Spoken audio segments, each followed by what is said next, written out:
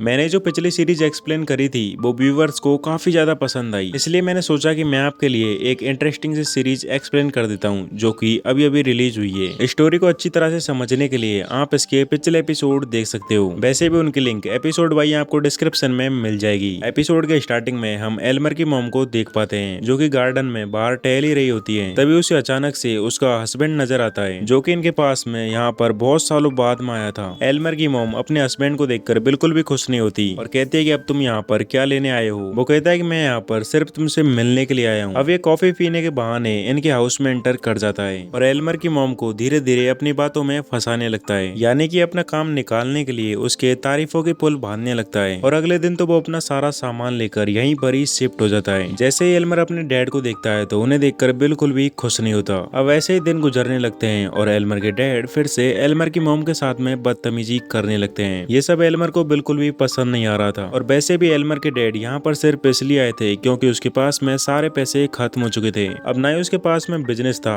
और ना ही उसके पास में करने के लिए काम। अपनी मॉम की ऐसी हालत देखने के बाद में एल्मर अपने अंदर कुछ ऐसा डिसीजन लेता है जिसे देखकर आप भी हैरान हो जाओगे। एल्मर अपनी मॉम के पास में जाता है और कहता है कि मॉम आपको उन्हें निकाल देना चाहिए। एल्मर की मॉम कहती है कि मैंने ऐसा कई बार किया है लेकिन वो हर बार वापस लौट आता है। इतना सुनने के बाद में एल्मर अपनी लैब में जाता है और फिर से अपना इंजेक्शन तैयार करने लगता है और फाइनली कुछ देर बाद उस इंजेक्शन को तैयार कर लेता है। वो शाम होने पर अंदर जाता है और देखता है कि उसके डैड अपनी मॉम पर फिर से चिल्ला रहे होते हैं। ये सब एल्मर से देखा नहीं जाता और वो फटाक से अपने डैड को इंजेक्शन लगा देता है और हर बार की तरह उसके असर से on the spot he death हो जाती है। एल्मर को ऐसा करता देखकर उसकी मॉम एकदम हैरान हो चुकी थी, लेकिन अब एल्मर की मॉम को उस आदमी से हमेशा के लिए छुटकारा मिल चुका था। अब बॉडी को गायब करने के बाद में हमें अगले दिन का सीन दिखाया जाता है जहाँ एल्मर और वायलेटा एक दूसरे से मिलकर काफी बातें करते हैं। वहीं वायलेटा को मरवाने के लिए एल्मर की मॉम के पास में वही लेडी आती है और वो कहती है कि अगर तुमने मेरा काम जल्दी से नहीं किया तो मैं सारा सच पुलिस को बता दूंगी। यानी कि इस लेडी का काम नहीं हुआ तो वो एल्मर और उसकी मॉम का पुलिस के सामने खुलासा कर देगी। इसलिए एल्मर की मॉम डिसाइड करती है कि ये काम एल्मर से नहीं होगा तो ये काम मैं खुद ही करूंगी। अब इस काम को अंजाम देने के लिए वो वायलेटा की सारी डिटेल निकालने लगती है। वो कहाँ जाती है, क्या करती है और बहुत कुछ। सारी डिटेल्स निकालने के बाद में वो एल्मर की लैब में से इंजेक्शन ले लेती है और खुद को इस तरह रेडी करती है कि उसको कोई पहचान नहीं पाए। सारा प्लान एग्जीक्यूट करने के बाद में एल्मर की मॉम वायलेटा के स्कूल में पहुंच जाती है और उसको मौका मिलते ही वायलेटा के पीछे पीछे जाने लगती है जहाँ पर वो क्लासरूम में अकेली थी।